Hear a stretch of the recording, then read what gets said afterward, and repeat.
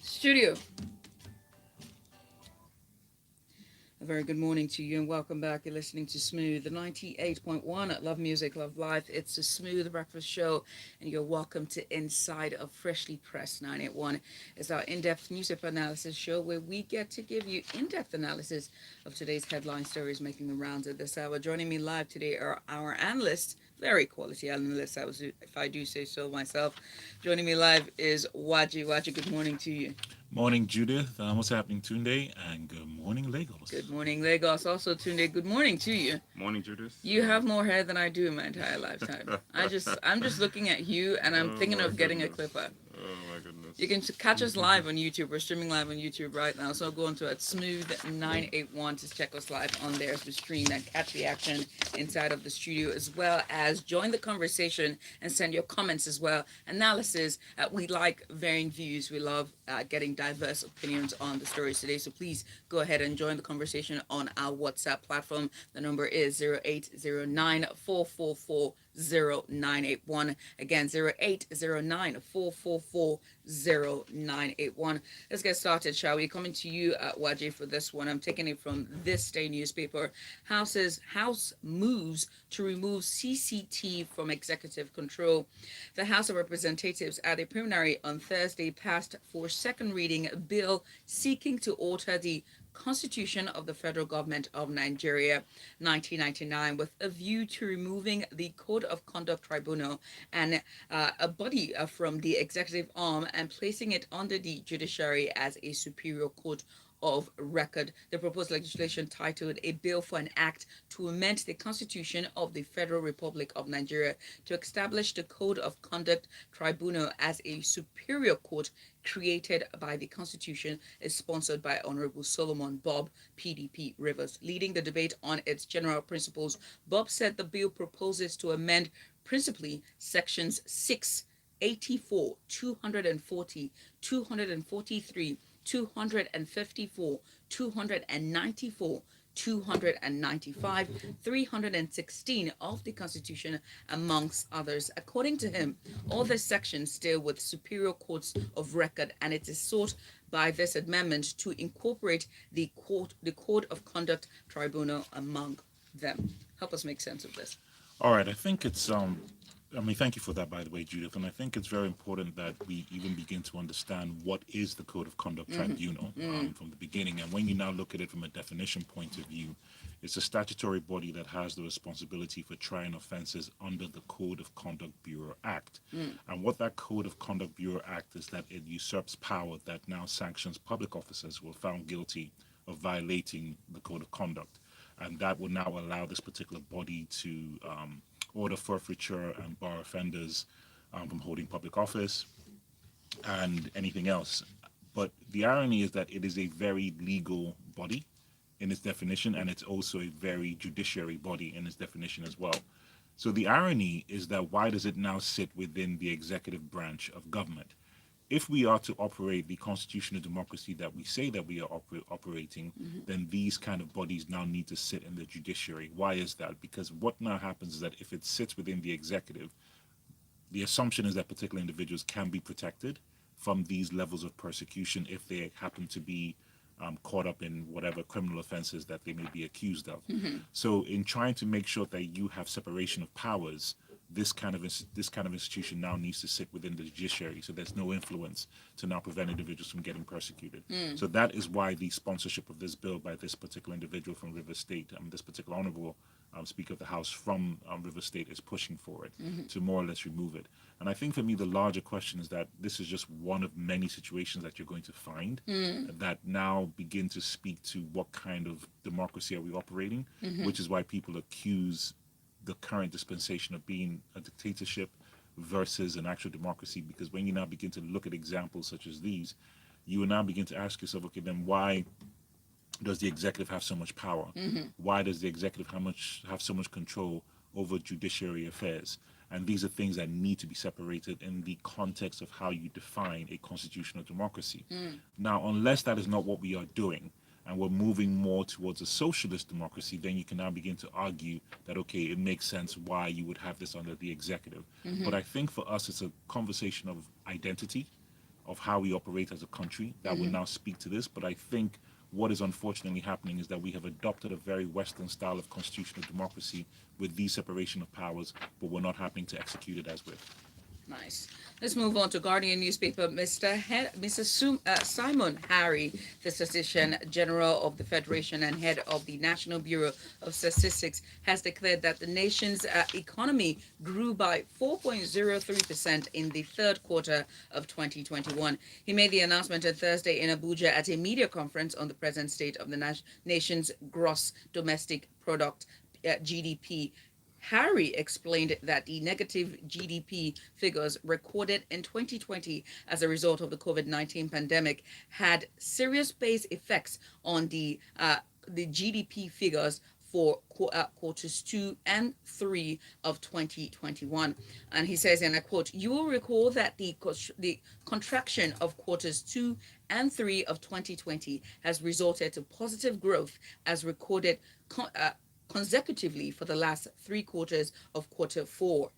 2020 with 0.11%, that's 0.11%, quarter 1 2021 with 0.51%, and quarter 2 2021 with 5.01%. This base effects continued to quarter 3 of 2021, recording a growth of 4.03%.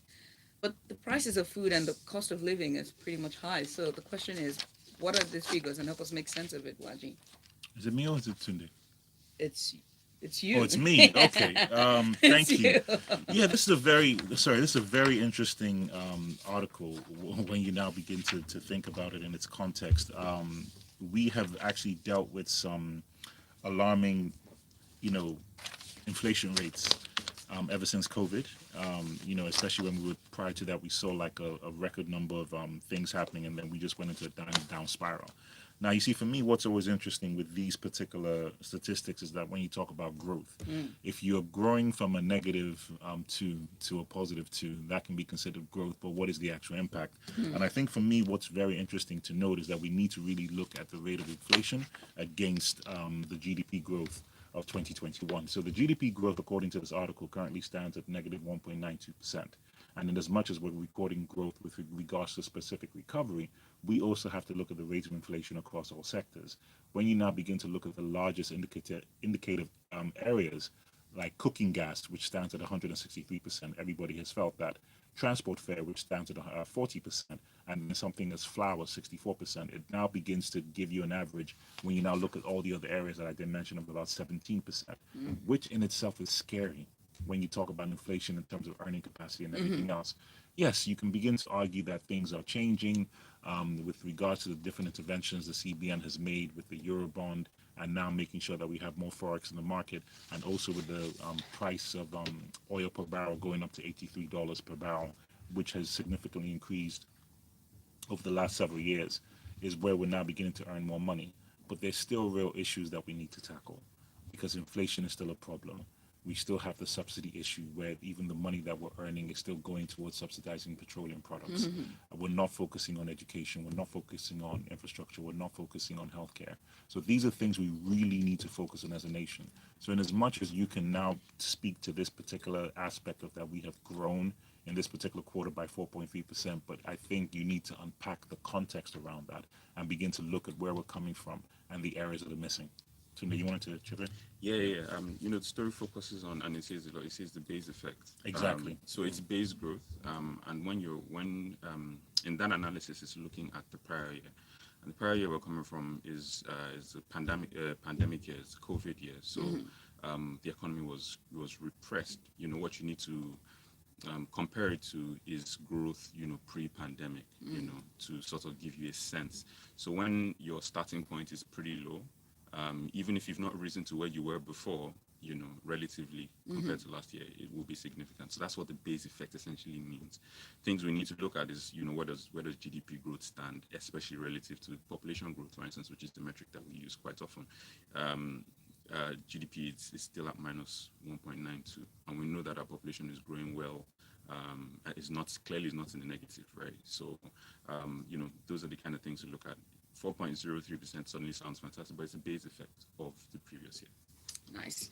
Let's move on now to ASUU Strike, and this is coming from Punch newspaper. I'm going to stick with you, Tunde, for this one. Strike, federal government, ASUU agree on 4 contending issues.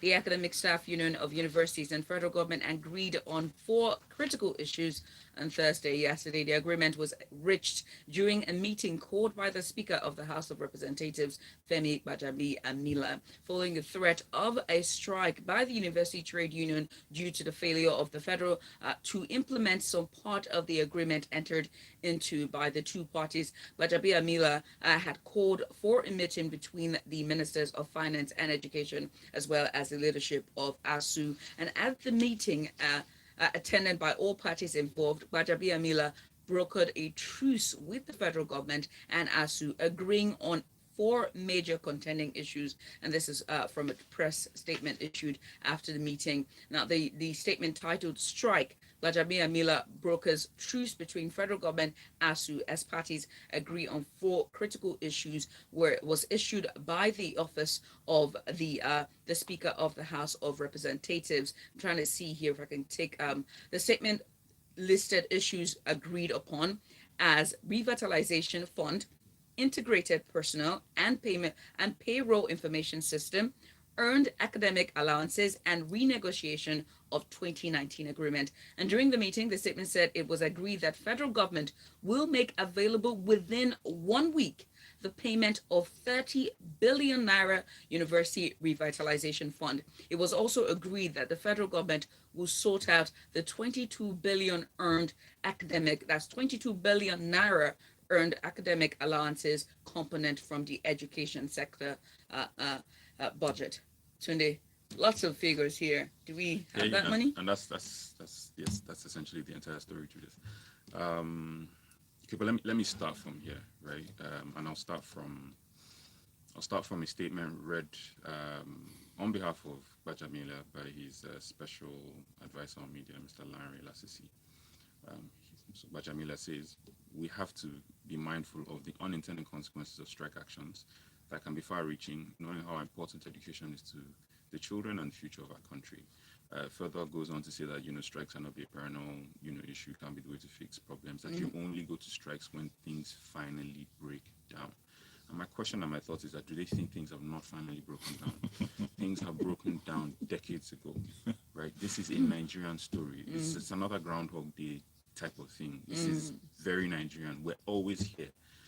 The question is, you should ask, when is ASUU not on strike? Not when are they on strike? How endemic it has become, especially in the last 5 or more years, right? You look at the figures you mentioned. These are head-spinning figures that are going around, and you begin to wonder and ask yourself just how much neglect must have happened, right? For things to for allowances to accrue up to 22 billion. Now, these are not the best paid people in society, unfortunately. Right? They're not well paid. So how much and for how long must you have neglected their pay for it to accrue to 22 billion? Then we like fire brigade a lot. That's what the revitalization fund is about. We like bandage, we like fire brigade. You've neglected the universities for eons, for decades. Suddenly, you want to throw money at it. You call this a revitalization fund. I'm sorry, but that money will get stolen. So either not get allocated, or it's get misappropriated. Anyway, we'll be here now. 1.3 trillion. How much neglect would you have neglected the educational system? We need to stop paying things lip service, right? So coming out with nice sound bites by special advisors on media who can come up with the right statements isn't going to solve the problem, right? We can't say that education is important to the children and important to our future and only play lip service. Put your money where your mouth is. If we say education is important, we should fund it. It is essential to our future. Essential. But we don't seem to realize that countries have pulled themselves out of the trajectory of disaster and gloom purely by educating properly the next generation. We're not doing that, so we're still hurtling towards nowhere. And that's that. We move on now to Premium Times. A president approves 656 billion naira fresh budget support facility for states. The National Economic Council, NEC, says President Muhammadu Buhari has approved a fresh 656 billion naira bridge financing facility for the 36 states. Zainab Ahmed, Minister of Finance, Budget and National Planning, disclosed this on Thursday at a virtual NEC meeting presided over by Vice President Yemi Oshibanjo and anchored from the presidential villa, Abuja. The minister said the support was to help state governments to meet their financial obligations, especially the previous budget support facility due for repayment. And according to her, each state will receive 18.2 billion naira. I just love that word, billion. Tunde. With a 30-year tenor and 2-year moratorium on an interest rate of 9%. First question is, have they paid back the last bridge financing? I can answer. No. There you go. Right. I'm looking for the kind of creditors that will keep, giving me money, even though I don't. Exactly, right? I mean, today, I I mean, like, where did you and I go wrong? Like, seriously. Like, I really don't get it. I'm really looking for that. It's a relatively long story, but let me shorten it first. Let me help, right? Because it is really very short in the analysis of it. We're supporting unviable states. What's the point? When will we start to have sense? We are where we are now. I don't know how we reverse. To be honest, this one is so difficult. I don't know how we go back. We've really opened Pandora's box on this thing. In this, everybody must, own their own states or have their own states. Where does it end? Even the current ones that are now, there's still agitations that they should be split further. That every state must have a university, a federal. Just so many things. There's so many ways that we look at things that are not ideal, right? We split in the 36 states. They can't support themselves. What's the point, right? We did it if you can't afford things, you sort of, it means that we don't want to ask ourselves the hard questions and solve the hard questions. If we don't, we'll continue staying here. You can understand the agitations of creating these states, maybe at the time that they did. Well, I mean, I'm even speaking for the other side. Okay, right. Yeah, I'm trying to be nice to them. But the truth is, if you make a mistake and the facts change, you should change your mind. I'm quoting someone. Tunde, you should change your mind. But I don't know how we change our mind. We've analyzed this for years. And I think for as long as you and I have been talking about this particular topic, I don't think we have ever had more than 6 states that know how to generate revenue. Yeah. That is 6 out of 36 states that are viable. That means we have 30 states in this country that cannot generate revenue to support themselves. And another thing to even notice that this is so yes, it's needs based, but in this whole our idea of we must share everything equally. Plus the ones that need, though, the ones that don't need, because there's 6 states that can generate revenue, they're still going to collect this 18 point something billion. It's interesting. Deep side there. Join the conversation and share in on our deep side on 0809 444 0981. That's our WhatsApp platform, 0809 444 0981. You can also send in your messages on YouTube as we're streaming live on there at Smooth 981 on YouTube. Again, Smooth 981 on YouTube. As we journey on to road to 2023 elections. This is coming from Premium Times. I'm coming to you, Waji, for this one. 2023 elections. Bajabi Amila meets Buhari, urges president to support direct primaries, sign electoral bill. The Speaker of the House of Representatives, Femi Gbajabiamila, on Thursday met with the President, Muhammadu Buhari, during which he urged the President to sign the recently passed electoral amendment bill into law.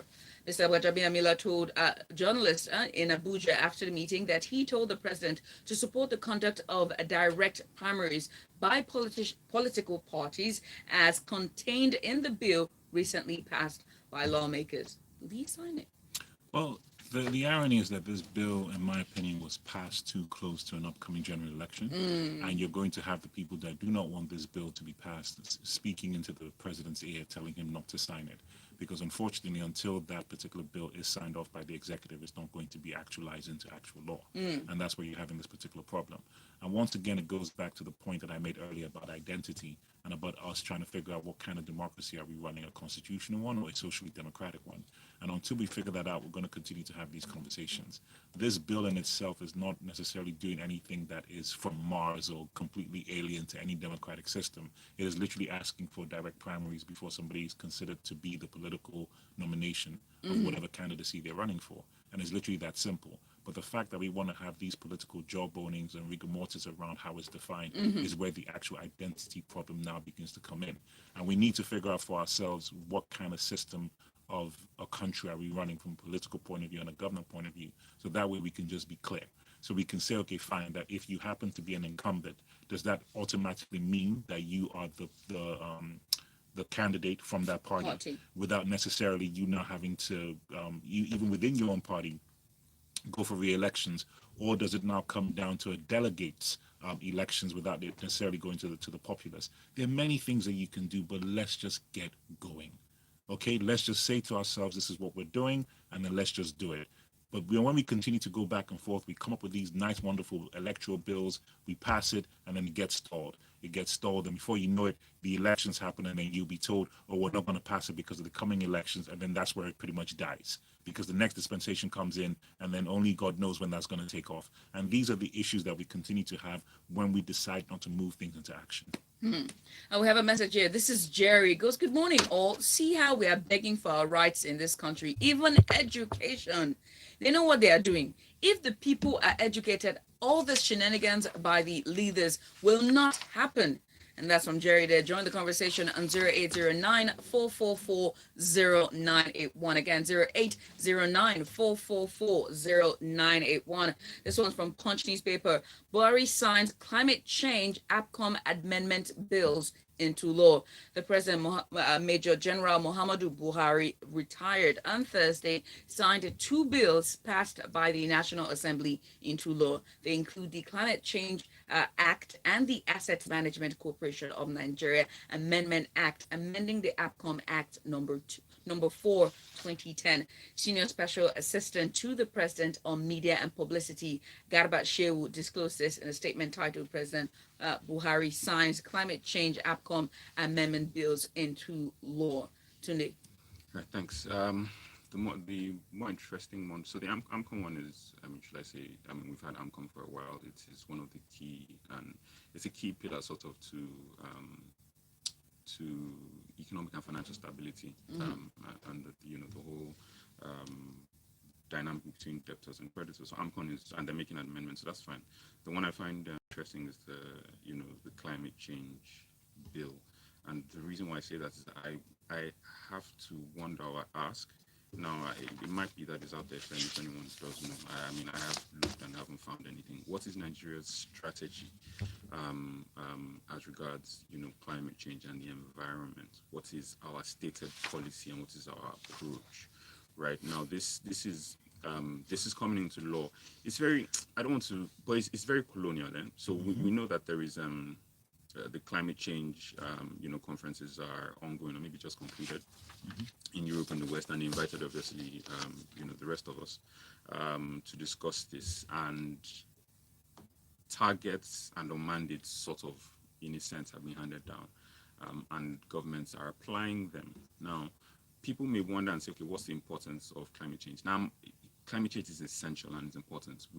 This is the only planet that we have, right? Until Elon Musk and the rest of them figure out how to safely inhabit Mars or what other planet or the moon. This is the only one we have, and we really need to look after it, right? But now, meeting a lot of those targets have an impact on economic activity, right? Which is the reason why you see China, a lot of the developing world, you see China and Europe will be at variance as to what climate targets are. Because look, the argument is simple. We understand that this may be what we have now is not tenable, but you can't have done all the wrong things to lift your country up, and then you tell us that we cannot do some of those same things, right? Even the US, that should be leading on climate change, pulled out of the Paris Accord and said, look, do you know what? If we're going to shackle ourselves with this, we're not going to be able to grow our economy, right? So there is a stage and a point where we all need to, consider we need to realize, look, there's nowhere else for us to go, and be making proportional or proportionate changes. So that's my question. So while the climate change, bills are important, what is our place in the world in terms of, how we want to play out, how we want this to play out? What is our stated policy? I don't think we have one, but somehow we have a law. It's before things become law. There is a long trajectory. There's study, there's research, there's so many things, there's stated policies. You get that comes from academia, it comes from people doing their job, and then you pull out a law and say, okay, based on all of this, so this is where we are. So my question is, how did we arrive at these laws? They almost, I'm just concerned that it almost feels handed down. You go and sign these laws go and sign these policies into law in your country if you want to continue to get aid from us, right? It's that kind of thing, and that is worrying. Let's move on to Punch newspaper. Fuel marketers predict 170 naira per litre, claim supply drop. NNPC disagrees. The petrol price may rise from the current 162 to 165 naira per litre to 170 naira per litre, while its depot price is projected to increase from 150 naira per litre to 165 naira per litre. Oil marketers said this on Thursday. Yesterday, dealers under the aegis of the Independent Petroleum Marketers Association of Nigeria and the Petroleum Product Retail Outlets Owners Association of Nigeria warned that the rising cost of petrol at depots would definitely warrant commensurating increase in pump price if not checked. They also complained of PMS supply problems, stressing that many tank farms or depots had no petrol, which was why the few ones that had the commodity had to increase its prices from the approved 158 naira per litre price to 150 naira per litre. But the Nigerian National Petroleum Company Limited maintained its stance, saying that it had enough petrol to last the country all through the festive season and beyond. Guys, 3 minutes, we're out of time, but what are your thoughts? I'll start with you, Tunde. Yeah, we'll see. They say they have enough oil now. We'll see whether it plays out. One key area is that the invoices are not denominated in naira, and we know how the dollar has been fluctuating up and down. So they say they will revert to naira denominated invoices. If they do that, then perhaps you see some more stability. Waji? No, I agree with everything Tunde said, and let's just see what happens. Let's just see what happens. Indeed. Do we have 2 more minutes for us to do the last story? Yeah, we do. Yeah, we do. Let's take the last story. This is coming from Vanguard Newspaper and SARS. We are waiting for states, Buhari tells Blinken. And he goes, federal government will allow the system to exhaust itself and will therefore wait for pronouncement from state governments which set up panels to probe police brutality in the country. That's from President Muhammadu Buhari. And the president spoke Thursday at the State House Abuja while receiving an audience. Mr. Anthony Blinken, United States Secretary of State. So many state governments are involved and have given different terms of reference to the probe panels. That's what the president, and he added that we at the federal have to wait for the steps taken by the states, and we have to allow the system to work. We can't impose ideas on them. Federal government has to wait for the reaction of the states. I mean, what else do you expect him to say? I mean, he's speaking to the U.S. Secretary of State, so he's not going to say that I told those, pesky protesters to get off the roads. So he's going to know exactly what to say. But I think for me, the interesting thing about this article, and it's going back to Tunde's question about do we have a climate change policy, and the answer is no, we don't. And why don't we have one? And I want to take a quote from what was said while Buhari was meeting with Blinken, and Blinken spoke to two things, which was about NSARS and then also about climate change, and also just in general. And he literally said that we have adopted the American model, hook, line, and sinker, with its term limits. So to answer Tunde's questions about do we have a policy on climate change or pretty much anything, the answer is no. What we do is we look to the West and we say, okay, what are they doing? Let's just literally copy and paste. And that's why we're where we are. And this is the same thought line here from Bimbo from VI. It goes, Tunde, how we arrived about climate change law, it's the same way we arrive at almost all laws. Go to a country where the law exists, copy verbatim, exchange country's name with Nigeria, bam, Law don't land. Lord don't land. That's it. And that's it. This is JP, and it goes, good morning, freshly pressed. The prices are already 5 naira higher at depots. The depots are also buying higher, and NNPC should stop selling a false narrative. The subsidy is killing NNPC. And lastly, this is Richard, and it goes, Tunde is so correct with regards to our approach to dealing with this climate change global initiative. We should not just jump on the bandwagon, but have a careful and strategic plan that will not impact our ability to develop our country, especially with the manufacturing and production sectors. We shouldn't just gobble any limits and rules that they give us that will negatively affect our country. We must borrow money now. We can't annoy our creditors. If they tell us to do something, we'll do it. Last thing for me on the Buhari thing, him saying that we need to wait for states, right? One question: the police force, are they a federal force or and they're still a force? That's are they why a I said federal what. entity or That's why I state said, what entity? else do you expect him to say? He's waiting for states. Whenever have you waited for a state to do anything? Yeah. And that brings us to the very end. Thank you so much, Tunde and Waji. Just solid analysis from you two. Thank you so much. Find Waji on Instagram is at the corporate MC, and Tunde is on Instagram at Big Cuffs. Guys, thank you for coming. Thank you. Thank you so much. And thanks to everyone for sending your WhatsApp messages. This brings us to the very end of Freshly Pressed 981. Stick around, coming up at 8:10 a.m. It's going to be time for Lagos Talks 981. And it's a Feel Good Friday. So save those numbers. Okay, 014489981. Stay with us.